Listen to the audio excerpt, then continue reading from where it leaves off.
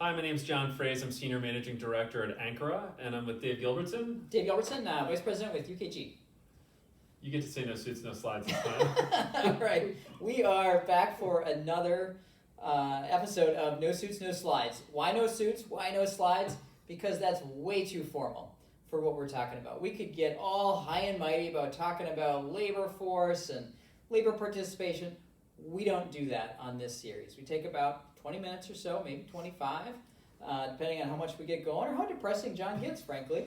We're going to be depressed today, for sure. And just have more of a conversation. The other reason, though, is I none of my suits fit anymore, and I'm terrible at PowerPoint. That is a pandemic body that we've all now proud of. Yes. So we're doing the top 5.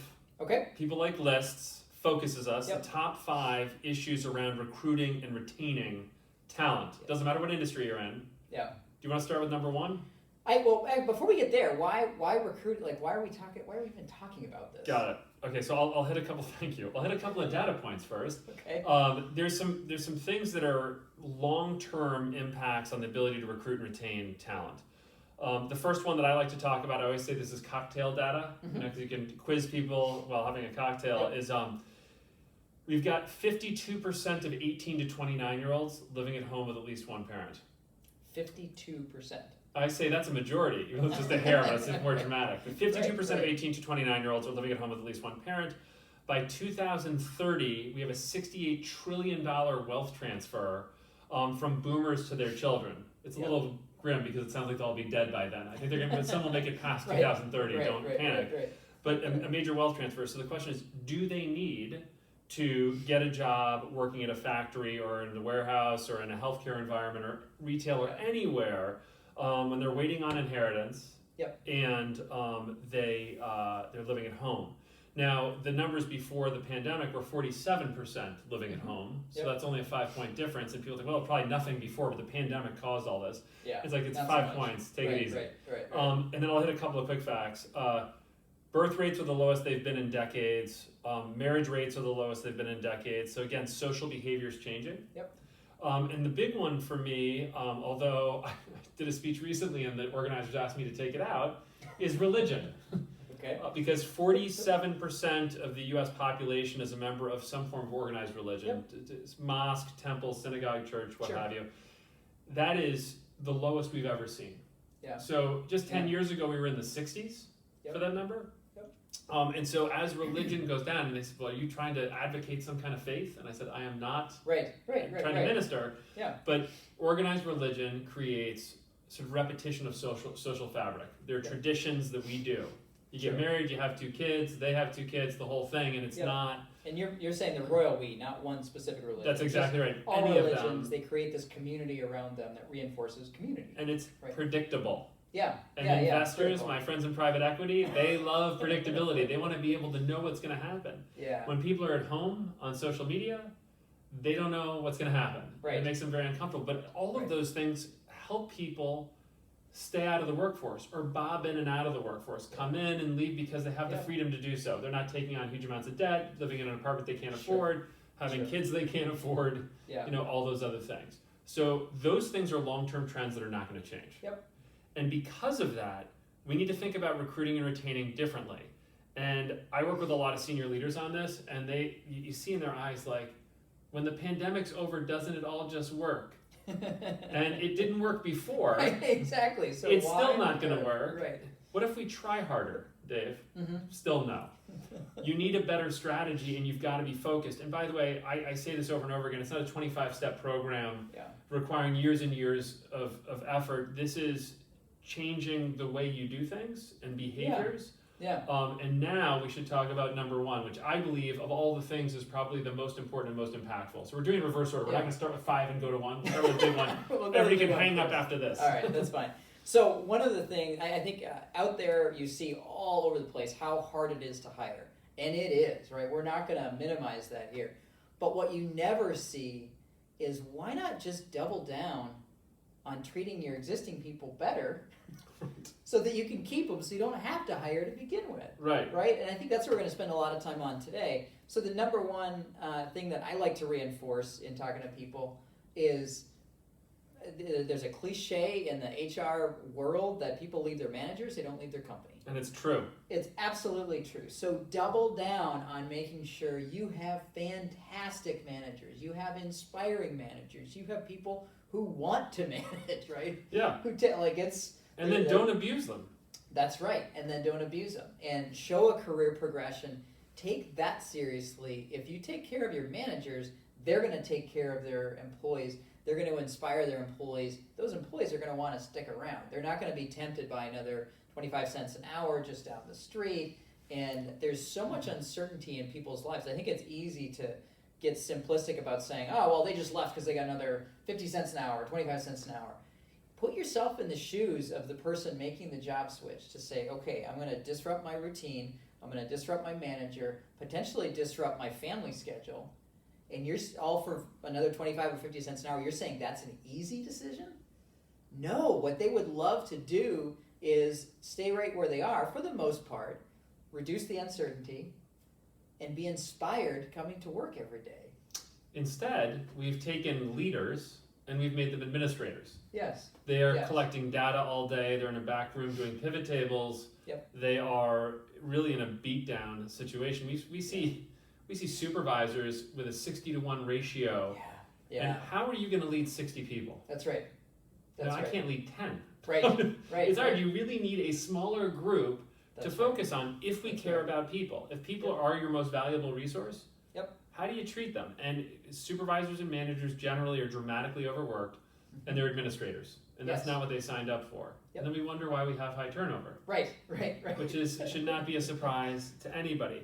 I think Sherm said in one of their research papers that supervisors are the number one variable in whether employees decide to stay or leave. And they're the most impactful in driving attitudes, values, and culture, of course. Yeah, and I think that's been consistent for the last 10 years. How many people do you know that come to work every day saying, I am going to strive today to be the worst, most power-hungry manager possible, right? It doesn't exist. That's not what people are all about. Right. Maybe there's a couple outliers, but that's not what people are all about. They want to be really good managers. And it's so They frustrating. don't always get the training to get there. The training and the opportunity. Yes. Training is super important. Once they have the skills, we still don't give them the opportunity to get there. Right. Because we bog them down and it's all of my clients have this problem. It's not like one. Right. They all do. And by the way, they want to hire more supervisors and managers. Yes. Yeah. They're having a hard time finding them because it's a death spiral, like all these things. You don't have enough of them, so they get overworked, so they leave. Now you have even fewer. Yep. How do we turn this around? It's a major investment, and it's not easy. It's a major investment. It doesn't have to be a major dollar investment. No. Right? It's going to be a major investment in time at a minimum, but it doesn't have to be a major dollar investment. Talk a little bit more about that and what kind of some of the trends you're seeing with your clients. Yeah, and so it's interesting because it's the first time actually in this segment that we've even brought up dollars because it hasn't been about that. It's about training and leadership, attitudes, values, and culture. And our clients are, the way they're trying to get supervisors right now, it's not about wage increases. When they're calling supervisors that have left, that have been abused in the past. Right. And they say, and sort of half truthfully, this time is going to be different. Right. We need your leadership back, and we're going to let you lead, and you don't need to fill out 50 different reports. You don't need to do all these other things that, frankly, reports that nobody read. Yeah, right. That you were working so hard on. Right. We're going to include you in the hiring process. So you'll actually be able to say no to certain employees that we think might be a good fit for you. And if you don't think so, we care about your opinion. Because they're going to be people that you're going to be leading. So they're trying, but it's not a money conversation. And I'm in a wide range of industries on this. It's this time it's going to be different. We're actually going to let you be a leader. And they can only halfway achieve that right now, but it's sort of with so many jobs open. It's very hard. All right, let's go to number 2. Number 2 is shift flexibility and weekends off. Now, most of the industries that you and I support do not have weekends off. There's 7-day operations. It's retail, healthcare, manufacturing, mining, distribution, utilities, call centers, all gaming, all of this stuff. It's 24/7 or at least something 7. So we need to work some weekends. But we also want shift flexibility so we can have some weekends off. And I know this is an emotional topic, but I'm telling you, it is the death of the 8-hour shift. Yeah. I even wrote an article called The Death of the 8-Hour Shift, and I got a lot of hate mail. How dare you? What kind of a person would ever say this? The 8-hour shift is caring and loving. Right. The challenge is, if you're in a 7-day operation working 8-hour shifts, you're going to get 1 out of 4 weekends off, period. Yeah.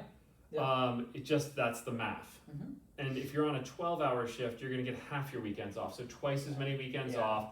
Yeah. Averaging 42 hours, instead of getting 91 days off on 8s, you're going to get twice as many days off, 182 days off, and you can get some long breaks in there. And so it's not that people love 12-hour shifts, it's 8-hour shifts become so unattractive on 7-day operations. Yeah. They don't get time off with their families. They may get time off each day, but the kids are in school or it doesn't work out. So it's a problem. And then add a commute in there. Yes. Right? So if you work fewer number of shifts but longer hours, it's better for your work week. It's a double-edged sword on that, and I agree with you, but some people say, listen, I'm going to drive an hour to work 12 hours. That's 13 hours of my day. I'm going to drive an hour back. That's true. Yeah. And I say, yes, but you get to do it fewer times. Right. So it depends on who you are. It is, yeah. For sure. Yep. But the flexibility around shifts is really important. The weekends off are critical, and people are examining this right now. The changes are hard. Yeah. It's emotional, it's disruptive, but it's a big one. And so that's informing, do I want to come here? Do I want to work, every weekend? And some people do. Some people want to work a weekend warrior kind of schedule, Friday, Saturday, Sunday, and they go to school or they have another job. Yeah. But generally those weekend warriors are not effective. High turnover, low quality. These are people that are not full-timers, if you will, even if they're working 36 hours. Yeah. It creates a problem. I can talk forever about this. Just because shift schedules are something I deal with all the time. No, so there's an element within there of shift swapping. Yes. Right? So when you say flexibility, it's not just more weekends off, it's also the flexibility to swap when you have something coming up in your own personal life, so that you're not missing big family events. It's the swap, and it's the governance problem. So management teams get nervous when we start talking about giving power back to the employees. You want to change what's printed in the manual? Yep. Yes, I do. I want to be able to swap same skills, not triggering overtime or additional pay. Right. Can I do that? Right. Why not? Yeah. Right. That's one. Number two is we have this generational divide. Okay, so we've got younger folks that, generally speaking, not everybody, but generally speaking, want less hours. Mm-hmm. We've got older folks that want sometimes as many hours as you're willing to give them. Mm-hmm. How do we wrap governance around shift schedules and labor strategies that are going to be 2, 3, 4, 5 different labor strategies under one roof? Yep. You've got to have the tools. You have to have automated scheduling tools, the shift swaps. You've got to have governance around time and attendance. You've got to get the rules right. Are we paying overtime after 8, after 10, after 12, after regularly scheduled shift? After 40 is a federal law, you're going to do that. Right. But that's clear. All those other ones are contractual, whether it's a CBA or whether it's just your own HR manual. Yeah. So, wow, that's a lot to manage. Okay, I don't know if you heard us earlier. We said there's a recruiting and retaining issue. You may be feeling that. Right. Why would you narrow the applicant pool? And everything we're talking about, the manager story around training. Yep. We have to do a better job attracting. So why would you limit the training and create a bad experience? It's going to hurt you. And I say this all the time in our videos. Even if you're a bad leader, you should do this because it makes money. Right. But I think that's an important. Number 3 on our list is overtime. Yes. And it's a hot topic because it's a financial story, and you mess with someone's pay, you mess with their emotions. Absolutely. Things can be a problem. Absolutely. So the interesting thing about overtime is it's generational, much like shift schedules, in that we've got people in their 50s and 60s that are retiring soon, and they're saying, I need as many hours of overtime as I can get. Yeah. I'm preparing for retirement. And then you got people in their 20s and 30s that are saying, I want a quality of life. Mm-hmm. Give me time off. I don't care about overtime. Right. Except maybe right after Christmas, I've got to pay for some gifts or something. I'll do that. But generally, not a lot. And so we need that difference between those two groups and providing different labor strategies, going back to number 2 on our list, shift schedules, to say maybe there's an opportunity to have some people with high overtime and some with low, but how do you govern that? You need the tools to govern this stuff. Yep. Yeah, no, that's absolutely the case. And I think it brings up all kinds of questions for employers, where they've kind of looked at overtime as something purely to dole out, kind of a purely financial issue in the past. It's not purely a financial issue, right? No. To your point, there's a lot of kind of family issues that go into that decision, and a lot of personalization of kind of setting in place a couple different programs to allow your employees to kind of self-select into which environment they want to be a part of. You want a lot of overtime? You don't want a lot of overtime. Either one of them need to be okay going forward. Yeah, and you can't, one of the challenges for employees, you can't just say like, we'll figure it out as we go, right? Because you've got volumes that you need to get out, whether it's services or it's Absolutely. Products. Yeah. And the reality is, depending on the overtime preferences or appetite of your workforce, it really directs us to a staffing number. Yeah. So the more overtime you work, the less people we need. Yep. The less people we need to train. Right. So those are good things. Overtime can be expensive, but generally because of the fixed cost of benefits, it's only $1 an hour more expensive, or it's about the same cost as straight time. Right. Because you don't get extra vacations and holidays and healthcare because you worked 41 hours this week. Those things are fixed costs. Right. So it can be a great tool, but again, we've got to think about the preferences of the workforce. Or you can say we're a high overtime workshop here, like this is what we do here. We work 65 hours a week, and your applicant pool goes like this. Right. Yes. Yeah. And you say, but our people love that. Our people love it. You go, yeah, because you have all of them. Right. There's none left. You've got them. You can't hire anybody else. That's right. That's right. Better hope they don't leave. Yeah, all right. So number 4 is benefits. It's not just about health insurance, 401k match, and vacation pay anymore. All of a sudden, we're talking about being much more innovative in benefits. What are some of the kind of benefits innovations that you've seen some of your clients take on? So one that I found to be interesting and curious is tuition reimbursement. And I'm not talking about at PE firms looking at who's going to Harvard for an MBA, where they will then own you for the next 5 years or whatever. But it's really at all levels of the workforce. People that are making $12, $13 an hour are saying like, listen, we'd love it if you went back and got an education at a higher level. Come back as a supervisor for us. We'll pay for the tuition. Yep. You can work part-time while getting your next level of education and come back as a leader here. Yeah. And I think that's exciting to say that we're willing to upskill. Yes. And again, we have to upskill. Yeah. But companies are recognizing this and saying, let's invest in it. Yeah. Right? Let's invest. If people are really our most valuable resource, are we investing in them in a way that shows that we really believe that? Yeah. And I think just the kind of the pure headline value of some of those programs can't possibly be overstated. I have my 11-year-old came to me the other day and said, does he want a signing bonus? He knew he was not going to get a signing bonus from me. But no, he said, I think when I get old enough, I would like to work fast food because I heard that they'll pay for my college.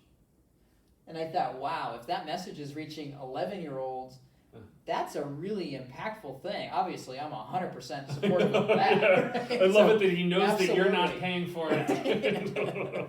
That's good. But no, I thought, boy, that's a real indicator that message really has gotten out there, that a lot of these organizations employing thousands of hourly workers are actually caring enough about their employees now to offer a benefit such as tuition reimbursement. It's a big one. And I always go to the other end of the spectrum to the small ones as well. And it's, offering a free meal, and sometimes it's a free meal so you don't leave your desk. We chain you to it and you work more hours. But in a lot of different environments, even in construction, bringing the food to the workers so they don't have to come off of a construction site, it's good for productivity. But when the employer pays for it, it's also good for morale for everybody. Absolutely. And it's not that expensive. Even if you don't take advantage of it, it reinforces that we care about our employees enough to want to get them educated and trained, and that sends you a good message whether you take advantage of it or not. Totally agree. These things are expensive though. Absolutely. So is replacing your employees. That's exactly right. Right. We often focus just on listen, tuition's expensive. You know what's also expensive? Not having any employees, right? You want to go out and man a 22-person manufacturing line by yourself? Get to work. Exactly. Yeah. So, last one. Bring us home to number 5. Number 5 is decision rights, and it's last on the list only because you call it squishy and you hurt my feelings. But it's really important. That's what I often do. The ability to make a difference every day, to have decision rights. 4 out of 5 employees tell us that decisions are made higher up than they need to be. Yep. Which again, I think that 5 out of 5 is probably more accurate, but right. But decision rights are critical, and when you're in an environment where you're isolated, I often talk about truck drivers being in the cab of a semi alone. Yes, you've got a headset on. I love looking at like the 1980s headsets on these folks, talking to buddies and checking out traffic and where the police are. but you're still isolated. Yep. And that's why, you know, when Tesla automated semis and started that process, people said, this is crazy. It's not crazy. There's a vacuum in that space. We cannot find truck drivers. Yes. So they're automating it.